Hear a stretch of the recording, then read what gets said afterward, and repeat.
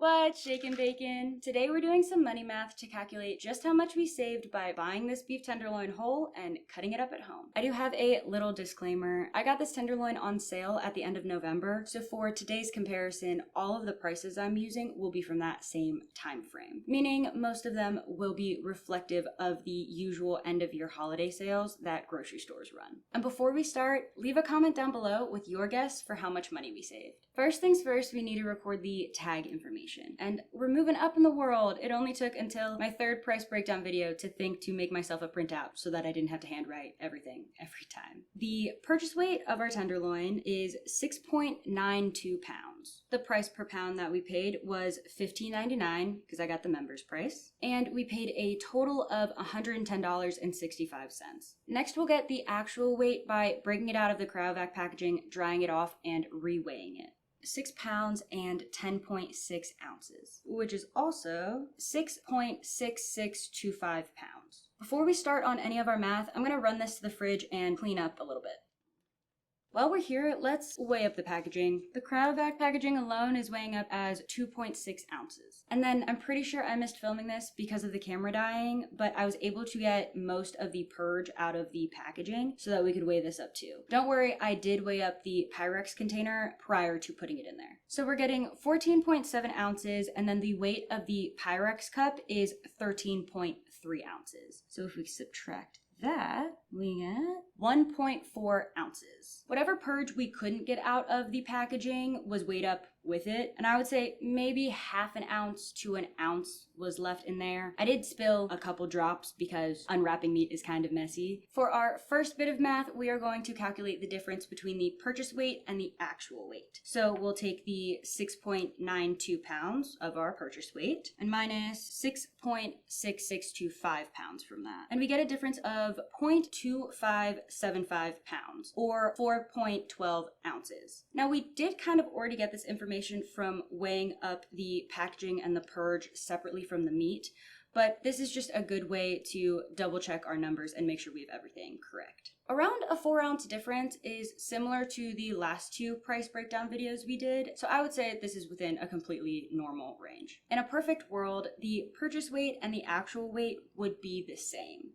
So why is there a difference? The short answer is that there is no standard tare weight for subprimal packaging. I'm going to go a little in depth about tare weights and weighing to price meat at stores, so if that isn't something that interests you, feel free to skip to the next chapter of this video. A tare weight is the weight of a product's empty packaging that is subtracted from the scale. This is so that the final weight that you will be paying for is only reflective of the product inside of the packaging. The thing about meat is that the amount of plastic needed to cryovac any given subprimal will vary from piece to piece. So there's no way for the store to know how much that packaging weighs in order to tear off that amount. The styrofoam or plastic trays that most pre-cut meat is in at the grocery store all have standard tare weights that are either programmed directly into the scales in the meat department or listed out in an SOP manual for people to manually put in. In addition to the packaging, there's also the purge to consider. So that liquid that pools in the bottom of meat packages isn't blood, it's purge, a combination of water and myoglobin, which, for lack of a better term, leaks out of the meat as it sits. You can think of this as the meat losing water weight because just like us humans, meat is mostly water. Myoglobin is a protein that stores and transports oxygen to cells. It contains iron, which contributes to meat's red color, and when it's exposed to oxygen, that red color brightens. Science! Science is cool. Oxygen, or a lack thereof, is the same reason why vacuum-sealed pieces of meat may look duller and then brighten once you take them out of their packaging. The amount of purge will vary from piece to piece, making it another factor that just can't be accurately determined for the tare weight. The way that we were instructed to deal with weighing up whole subprimals at my store was honestly to guesstimate a tear that would hopefully account for the packaging and the purge. Other places may have a different protocol, and unfortunately, some places may not tear off anything when they weigh up a whole subprimal. Ultimately, there will always be a couple ounces difference between the purchase weight and the actual weight, or at least you should always expect there to be a slight discrepancy. If after I say all of this, you get the idea to ask them to remove a subprimal from its cryovac and repackage it into something that they can properly tear, please don't do that. I have quite a few reasons why I would recommend against that. A very large one is that the cryovac packaging is extending the freshness of that meat, and you are starting the clock on its deterioration as soon as it hits air. Also, that original packaging is going to be the easiest thing for you to transport home and then store once you get there, because that's the most compact that hunk of meat is ever going to be. And the original packaging makes it so that there's a super low chance of purge leaking out and making a mess. I wouldn't say there's no chance because, something could happen, it could get punctured, but that is super heavy duty plastic made for transporting meat. Whereas the plastic that cut meat is wrapped in is made to be easy to puncture. So please, just leave it in its cryovac until you're ready to cut it. The last thing to do before cutting up our tenderloin is to calculate an updated price per pound. So we'll take our total purchase price of $110.65 and divide that by our actual weight of the 6.6625 pounds. And that gives us just over $16.60. So we're gonna round up to $16.61 per pound. And that's just a little bit more accurate to the actual amount of meat we paid for versus the original $15.99. Okay, I'll see you after the cutting is done. If you're interested in seeing the whole cutting process for this tenderloin, that video will be linked in the description below as well as at the end of this video. Now we're gonna weigh up all of our cuts, including the fat and trim, and record all of those weights in separate categories.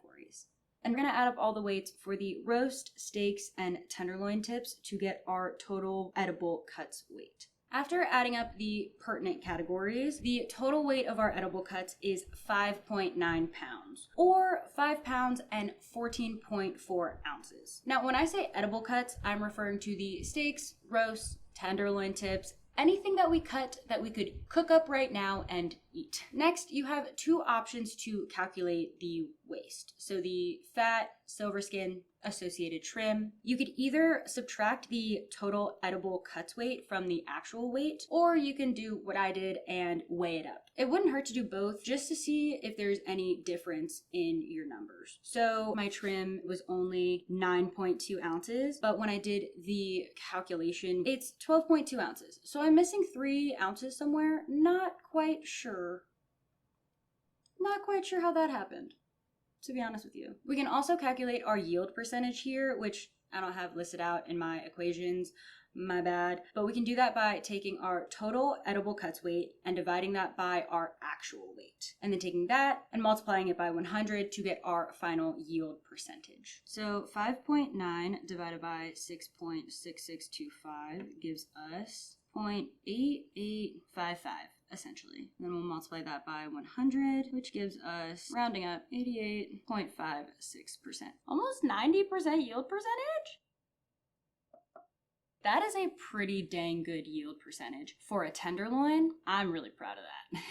Tenderloins often don't have a very high yield percentage. It's a pretty small piece of meat to begin with, and then it takes quite a bit of work to fabricate, and with the chain and everything, it can lead to an inflated amount of waste, it seems. Another layer to that is our tenderloin was already super duper lean and it didn't have a lot of extra fat that I had to cut off of it. I also went back and calculated the yield percentages of the other 2 pieces of meat that we've already done price breakdown videos on, so the chuck roll and the strip loin. And for the chuck roll, we had just under 95% yield percentage, which is really good. And then for the strip loin, there was just under 75% yield percentage on that one, which makes sense. I didn't cut steaks all the way through it. I fabricated the double muscle end completely differently than the rest. So that part probably is where most of the waste for that yield percentage comes from, but I'm pretty happy with these numbers. And I personally don't throw away any of the trim that I cut off of subprimals. I'll throw them in the freezer, and then eventually after they accumulate for a while, I will melt down the fat into tallow and throw the beef trim, silver skin, anything like that into a pot of water to make beef broth, which I actually made a video on, and I will link it here. If you're interested in seeing how I make beef tallow and beef broth out of trash, what a lot of people will throw away after cutting up meat. Anyway, moving on. Now we can calculate our final price per pound by taking our total purchase price and dividing it by our edible cuts weight. If we were to buy everything that we cut from the store, each different category would have a different per pound price. So the best that we can do is calculate an overall average per pound price for everything that we cut. Total purchase price of $110.65. Divide that by our edible cuts weight, 5.9 pounds. Just over $18.75. Whenever this comes out to a decimal like this, I like to round up because we're dealing with money, and most places that deal with money are going to round up regardless. So we're going with $18.76 per pound. And now that we have this, we can go through and calculate how much we paid per category of cut. In order to do that, we'll take our final price per pound and multiply it by each of the category weights. Then we can calculate the grocery price per category, so how much we would have paid if we bought the same amount of each thing but from the store. So we're using the same equation, except instead of our final price per pound, we're using the price per pound from the grocery stores that correspond with each category. I made a chart this time to keep track of the per pound prices from various stores. And then to calculate our savings per category, I'm going to take the total for a category from each store and subtract our category from it to see how much we saved. After all of that, we can finally talk about how much money we saved or didn't save by cutting a whole tenderloin at home. For roasts, we saved between $2.11 and $18.87, except for at Safeway. We actually spent $4.74 more than if we bought the same size roast that we cut from Safeway. That makes sense. I actually bought our whole tenderloin from Safeway, and they had it priced to where the whole tenderloin was the same per pound price as the roasts. So in that regard, it actually would have made more sense to buy the roast from Safeway. So that's a good thing to keep in mind, that if the whole subprimal and the roast are the same per pound price, it actually is more cost effective to just buy a pre-cut roast at the store. That's not usually the case from my experience. A lot of the time there's like 50 cents to $1 difference between the whole subprimal per pound price and the roast per pound price, but that's good context to have. Next, for steaks, we saved between $3.66 and $72.08.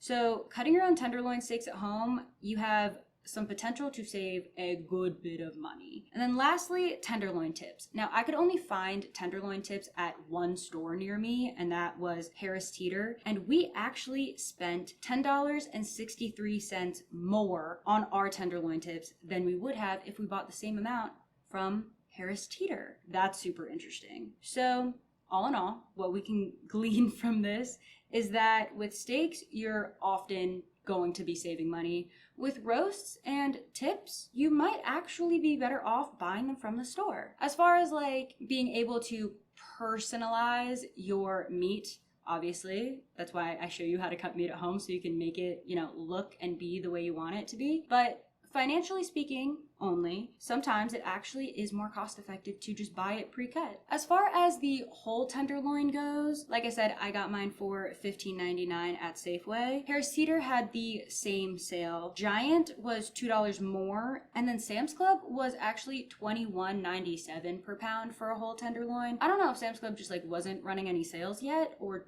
don't run as good of sales on tenderloins, but that was by far the most expensive whole subprimal that I found. Now, this video isn't to say that this is the amount of money you will save and this is the price that you will pay for these things. The pricing is going to be different depending on the time of year and where you live, but this is just to give you an idea of how much you could save depending on various factors. So overall, we saved between $2.11 and $72.08, but we also spent $15 more on some of the things that we cut depending on the store. I can't believe we technically spent more money on stuff. That's the first time this has happened. That's crazy. I can't believe that. These videos are so interesting. Oh my gosh. Thank you so much for watching. I hope you enjoyed and learned something. Before you go, please leave us a like, a hype, and subscribe for more bartending and butchery content. And until next time. I can't believe the camera died and took like an 8-minute clip with it. Oh my god. Okie dokie. They see me rolling. They hating. And they try and catch me bad and dirty. My voice is cracking. That stores and transports